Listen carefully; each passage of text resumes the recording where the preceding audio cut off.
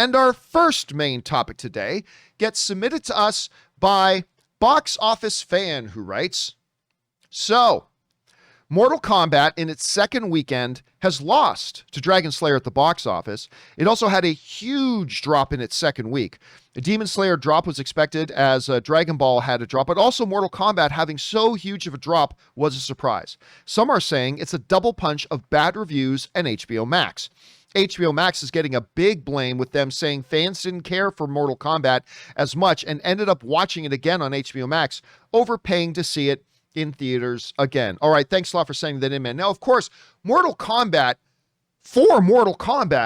had a terrific opening weekend. I think it was about $22 million, as we are still in a pandemic and we still have limited theater capacity and we still have people, hesitant to go to the movies. And of course, it was available on HBO Max if people just want to sit at home. The fact that Mortal Kombat made $22 million is impressive. However, what is not impressive is the fact that it took a massive, massive drop from weekend 1 to weekend 2. This information is given to us by the folks over at Box Office Mojo. Of course, we see its opening weekend. It's saying it was actually $23.3 million was its opening weekend. However, as you go down to its weekend charts and we take a look here, we see that it in its second weekend took a 73.2% drop. Now, back when everything was normal, what you wanted to see in a second weekend drop was somewhere between 50 and 60%. Anything below a 50% drop was magnificent. Anything over a 60% drop was cause for concern. A 73% drop is absolutely massive. This comes to us from the folks over at Forbes who write the following. Mortal Kombat earned another $6.235 million in weekend 2, dropping a harsh 73% from its $23.3 million domestic debut. Mortal Kombat Annihilation fell 59% over Thanksgiving weekend after a $16 million launch in 1997. It's the fourth biggest second weekend drop ever for a video game flick, just below Warcraft at a 70% drop from a $24 million debut in 2016. And Doom, remember how bad Doom was? And Doom, 72.7% drop from a $15.5 million launch in 2005. Absent the HBO Max variable, which allowed folks to relish their favorite scenes at home, this drop likely would have been closer to a Resident Evil sequel, 65% to 68% drop, than Doom. However, while Wonder Woman 1984 suffered a similar fate, minus 67% drop after a $16.4 million debut last Christmas. This comes to us from Forbes. And by the way, PXZ sends in a super chat badge in the live chat. Thanks, PXZ. So, Rob, we now come back and we take a look at Mortal Kombat, a 73. I mean, look, this is brutal. There's no sugarcoating this. No. It's a brutal drop. The question becomes, what is to blame? All right. First thing, absolutely a part of this has to do with HBO Max.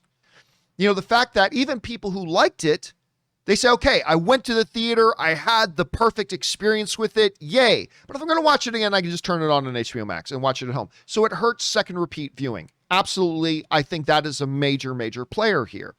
Not to mention, you compound that just with the people who just never went to the theater to watch it in the first place because of HBO Max.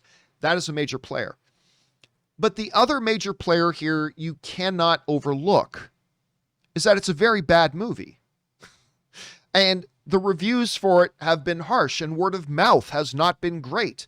So unlike Godzilla vs. Kong, which also had the HBO Max variable, but I believe it only took like a 59% drop, but Godzilla vs. Kong had people buzzing about it. Yeah, there was not everybody loved it for sure, but there was, generally speaking, a real wave of positivity and a lot of fun, me included, about it that got a lot of people to go and say, okay, well, I'm going to go check it out then. And people went to go see it on the second weekend.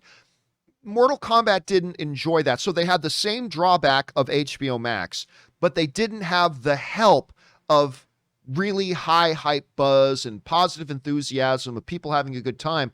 And it resulted in a massive drop. Anyway, Rob, you're taking a look at these numbers. By the way, how fun is it to actually legitimately be able to talk about box office numbers again? It's pretty cool. I never thought it would come back, John, and there's something very comforting to me about this. So, what do we attribute this to, Rob? Like, I'm suggesting HBO Max is a big thing, obviously negative word of mouth, but when you look at this, how do you analyze the whole situation?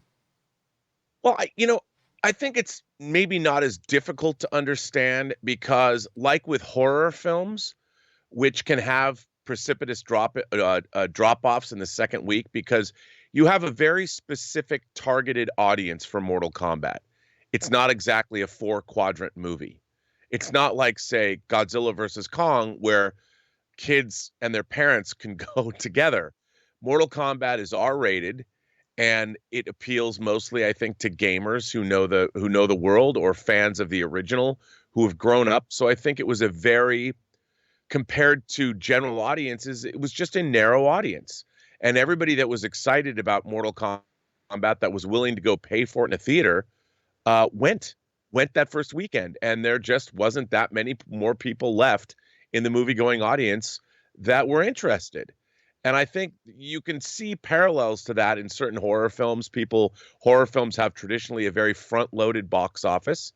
And I think with Mortal Kombat, it wasn't surprising, but I think it did pretty well for that opening weekend. I mean, I was surprised at how much it actually made. And during a pandemic and the people that wanted to see it, like, I really had no desire to run out and see it in a theater, not the way I'd want to see Godzilla versus Kong in a theater.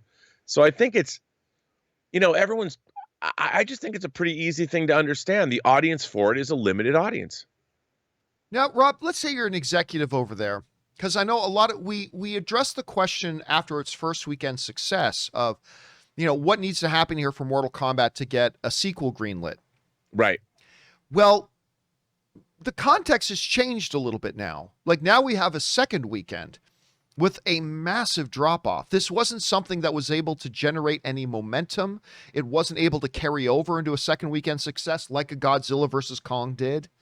Now that you're sitting here as an executive, and now you're seeing you had a strong $22 million opening weekend that dropped almost 73% going into its second. You're seeing the negative word of mouth, all that kind of stuff. What's going through your head right now as an executive at the studio in trying to determine if this thing gets a sequel or not? Well, I think I rather than look at obviously the opening box office would be important, and I would take into consideration we're still in the midst of COVID, and the fact that it does not have a four-quadrant audience the way, say, a Godzilla versus Kong might have. And then I would look at the streaming numbers, because what we don't know is maybe Mortal Kombat overperformed streaming wise. So, you've got these two numbers to gauge, and we're only getting one of those numbers. And I would say, okay, well, based on these numbers and the budget and a number of factors, I think that the movie wasn't hugely expensive. So I think there's a number of factors that we don't yet know.